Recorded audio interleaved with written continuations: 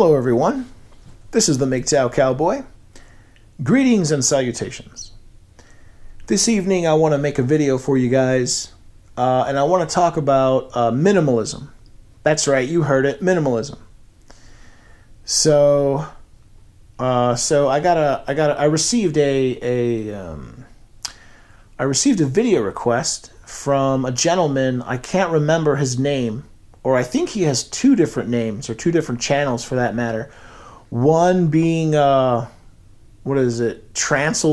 Mgtow, and I think his second moniker or second name is Minimalist Transylvanian Mgtow. Unless they're two different people, I don't know that they are. I can't actually remember which one contacted me.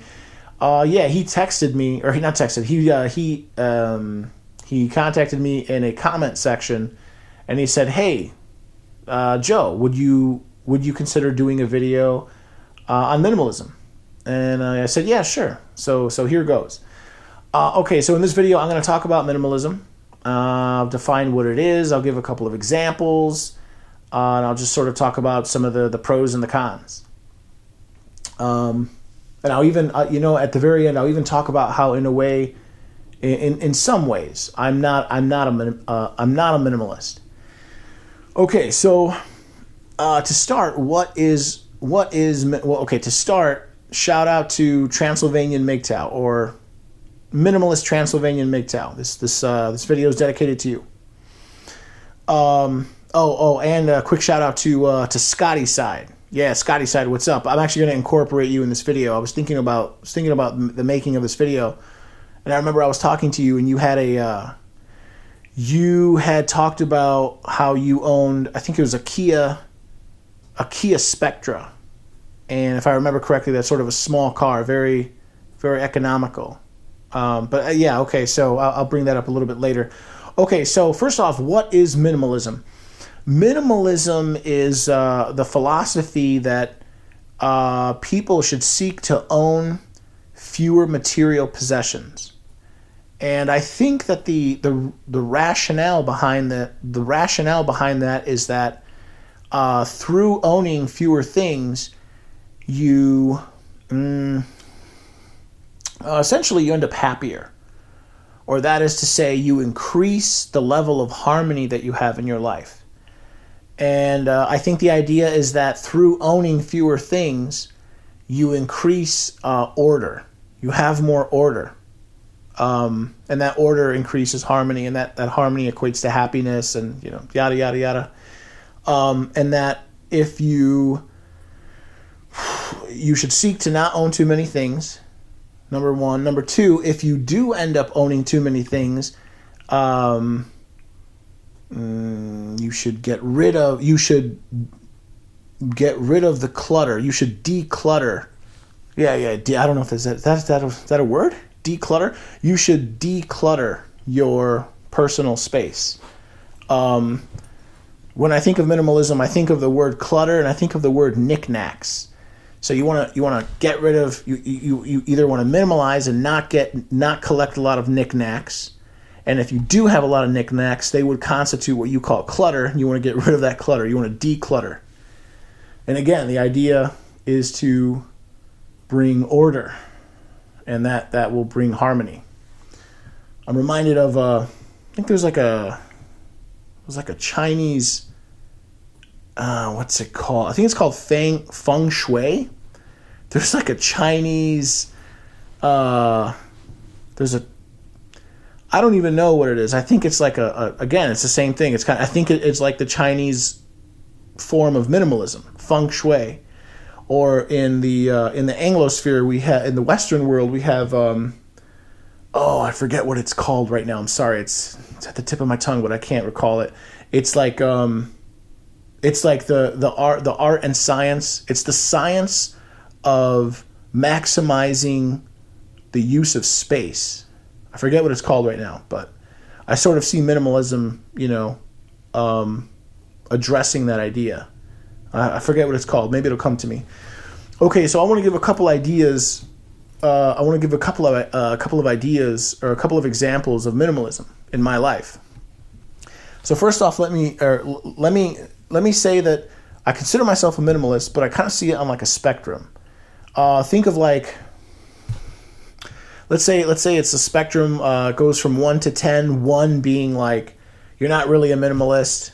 You own lots of stuff. You own multiple cars, multiple this, multiple that, 10 computers. You just got tons of stuff.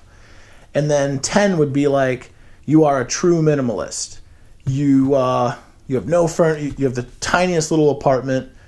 Not even. You rent a room.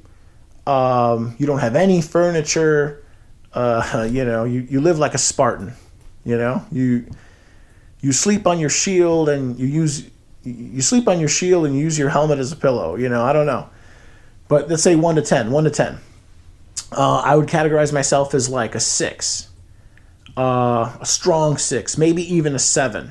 If I think about like, thinking about my car, I'm going to give myself a 7. It gets extreme.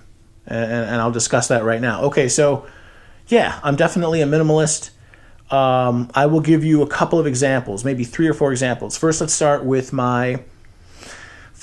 start with my apartment. Okay, so I live in Chicago. Chicago's kind of a hot area when it comes to like real estate and renting. But I have the cheapest apartment you could find. In fact, I would challenge anyone to find an apartment cheaper than mine. I pay $575 a month. That's the cheapest I know of. It includes all utilities except electricity. My electricity bill is like $20, let's say $25 a month. $575 plus 25, that's $600. Everything, $600 a month. That's cheap for Chicago. That for this market, that's cheap as heck. Could I afford a 1 bedroom? And pay $700, $750 maybe? Yeah, I could. But is it worth it to me? No. I'd rather save the extra $150 a month. That's minimalism. That's a clear case of minimalism. Let me give you another example. My bed.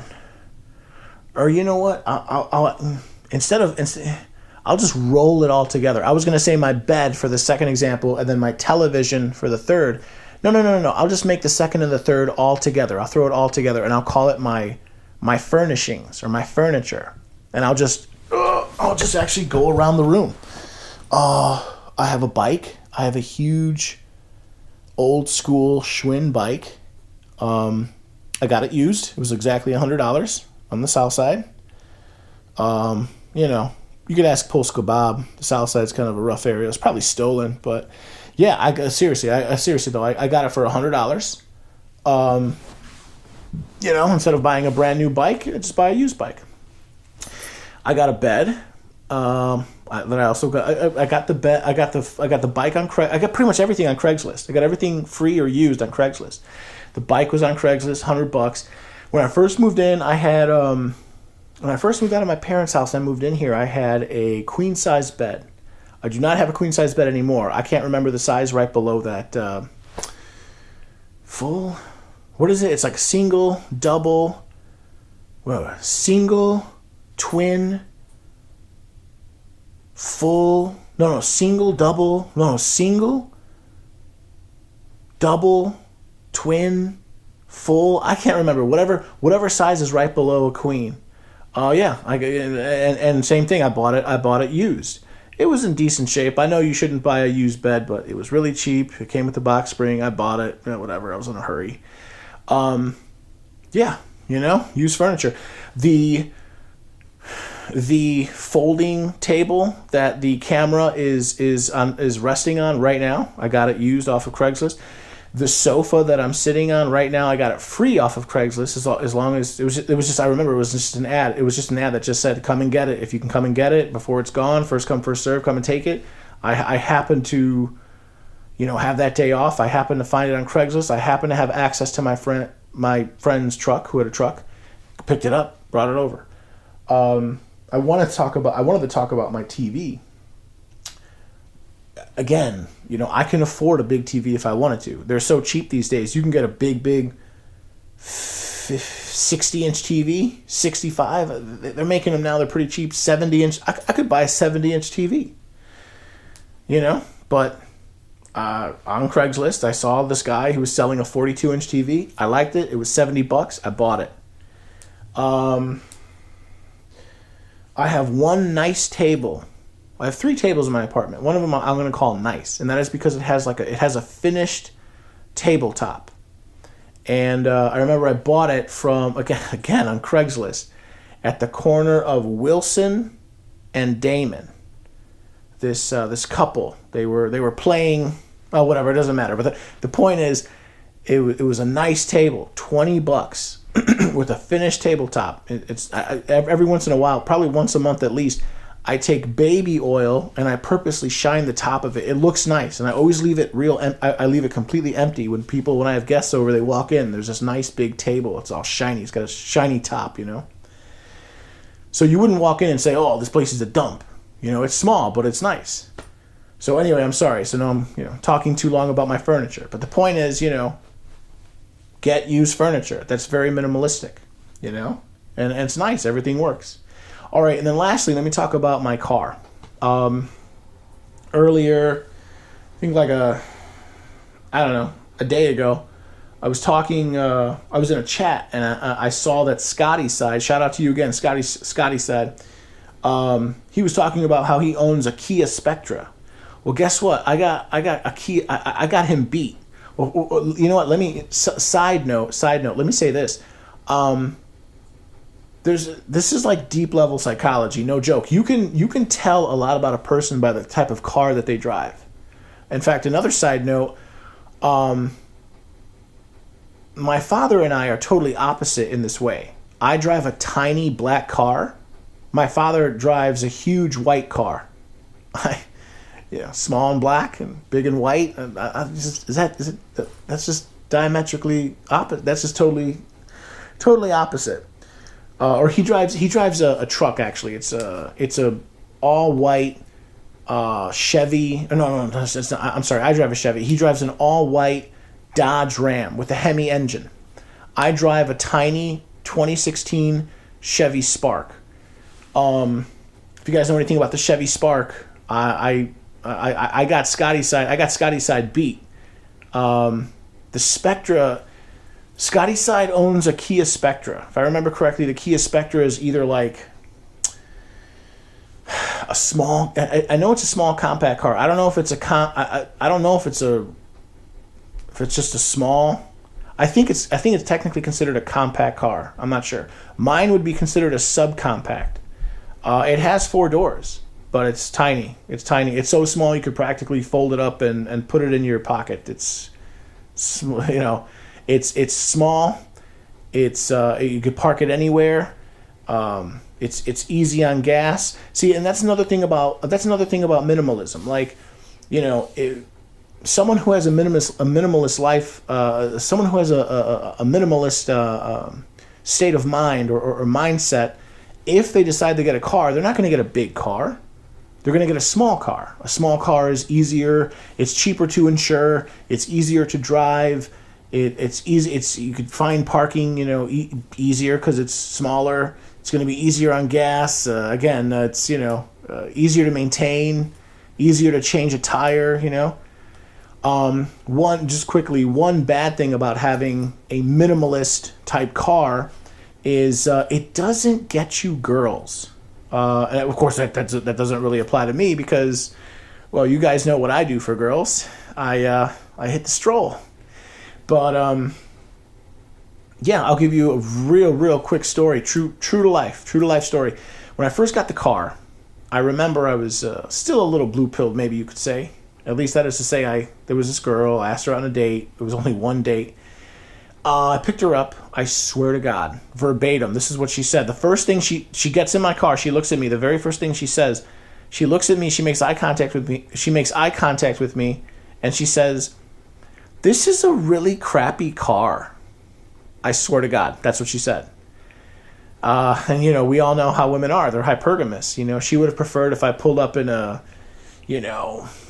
big body Benz with shiny tires and aluminum, alloy rims and, a 3-piece suit and but that's not the case.